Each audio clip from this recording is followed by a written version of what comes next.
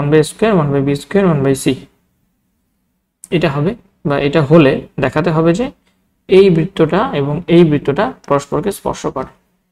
এখন পরস্পরকে স্পর্শ করলে আমরা আগে তাদের কেন্দ্র এবং ব্যাসার্ধ বের করে নিয়ে আসি। এই বৃত্তের প্রথম বৃত্তের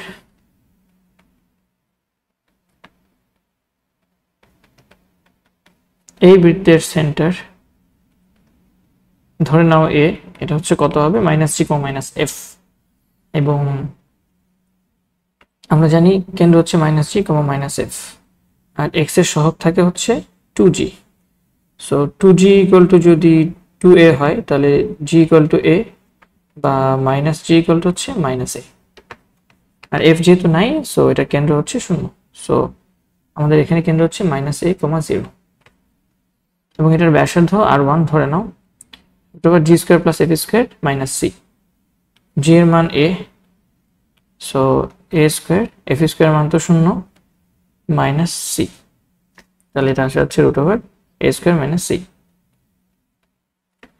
ঠিক সেম ভাবে আরেকটা বৃত্ত আমাদের আছে x square plus y square plus 2by plus c equal to 0।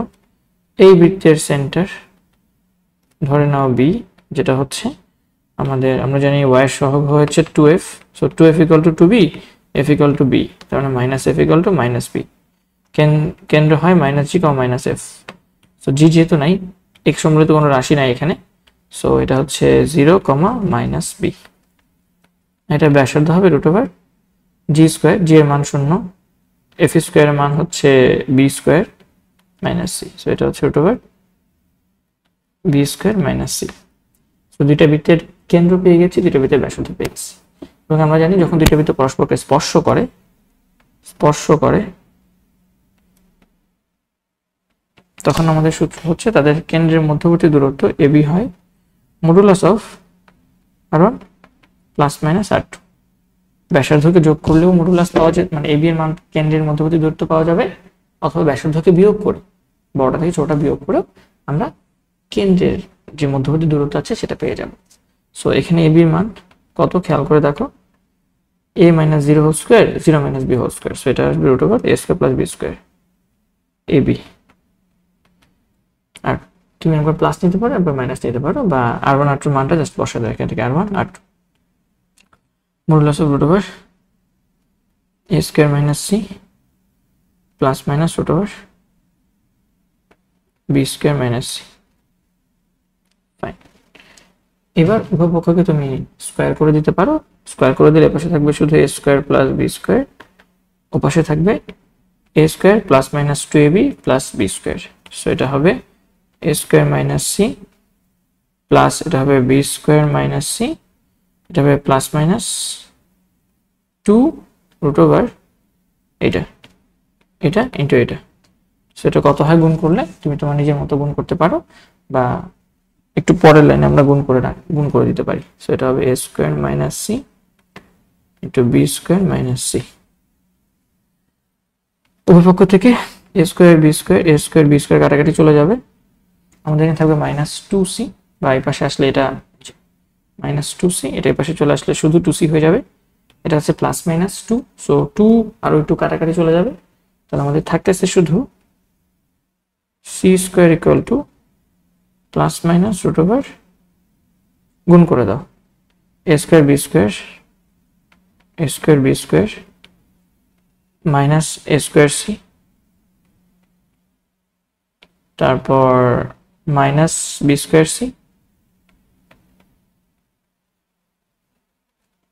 আর হচ্ছে প্লাস c স্কয়ার। এখন তুমি উভয় পক্ষকে আবার প্রয়োজনে স্কয়ার করে দাও, ঠিক আছে। c স্কয়ার তো না, এই পাশে c হবে কেন, কারণ এটা হচ্ছে -2c, -c পাশে আসলে c হয়ে যায় শুধু, ঠিক আছে না? হ্যাঁ, তাহলে আমরা যেটা করি এটা হচ্ছে আমাদের স্কয়ার। এখন আমরা আবার এটাকে স্কয়ার করি, so c square equal to আমাদের রুট কাটাকাটি চলে যাবে, প্লাস মাইনাস উঠে যাবে, থাকবে শুধু a square b square minus a square c minus b square c plus c square. এবার উভয় পক্ষ থেকে c স্কয়ার কাটাকাটি চলে যাচ্ছে,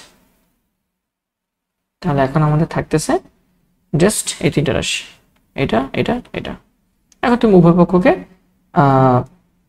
a square b square c square দিয়ে ভাগ করে দাও, ঠিক আছে, বা বি স্কোয়ার সি আর এ স্কোয়ার সি কে তুমি একসাথে রাখো, বি স্কোয়ার সি আর এ স্কোয়ার সি কে রাখো, আর এ স্কোয়ার বি স্কোয়ার কে এক পাশে রাখো। তারপর উভয় পক্ষকে তুমি জাস্ট ভাগ করে দাও। তার মানে তুমি এ আর বি কে এক পাশে রাখো, তারপর বাকিগুলোকে তুমি অন্য পাশে দিয়ে দাও। ঠিক আছে, সি যুক্ত যে রাশিটা আছে সেটাকে তুমি অন্য পাশে দিয়ে দাও। তাহলে আমরা এটাকে বলতে পারি এই দুটোকে পাশে নিয়ে আসি, মাইনাস যুক্ত রাশিকে পাশে নিয়ে আসি, আর এ পাশে এ স্কোয়ার বি স্কোয়ার থাকুক। ঠিক আছে, তাহলে আমরা যেটা করতে পারি সেটা হচ্ছে এক পাশে এ স্কোয়ার বি স্কোয়ার রাখি, আর অপর পাশে আমরা A square C minus B square C রেখে দিই। এখন উভয় পক্ষকে আমরা লসাগু করে দিতে পারি, বা এ স্কোয়ার বি স্কোয়ার সি দিয়ে ভাগ করে দিতে পারি, এ স্কোয়ার বি স্কোয়ার সি দিয়ে ভাগ করে দিতে পারি উভয় পক্ষকে। তাহলে যেটা হবে, এখানে থাকবে 1/c, এখানে থাকবে 1/, এ স্কোয়ার দিয়ে ভাগ করবা, বি স্কোয়ার দিয়ে ভাগ করবা, সি দিয়ে ভাগ করবা। তাহলে এখানে থাকবে শুধু বি স্কোয়ার মাইনাস এখানে থাকবে A square B square C square, থাকবে শুধু 1/a স্কোয়ার। ঠিক আছে কি, এখানে একটা প্লাস হবে। ইয়েস, আমার মনে হয় আমাদের প্রমাণ হয়ে গেছে। তুমি কি করছো, সাইড নোটে লিখে দিতে পারো যে ভাই আমরা উভয় পক্ষকে এ স্কোয়ার বি স্কোয়ার সি দিয়ে ভাগ করেছি। ঠিক আছে, ভাগ করে আমরা এই মানটা পেয়েছি। তার মানে এটা হলে আমাদের উপরে সব কন্ডিশন সত্য হবে। ঠিক আছে, এই বৃত্তটা আমাদের দুইজনকে স্পর্শ করবে। সো হোপফুলি আমরা শো করতে পারছি, তুমি এখানে শো লিখে দিতে পারো। সো দ্যাটস ইট, হোপফুলি আমরা এটা বুঝতে পেরেছি। ধন্যবাদ সবাইকে।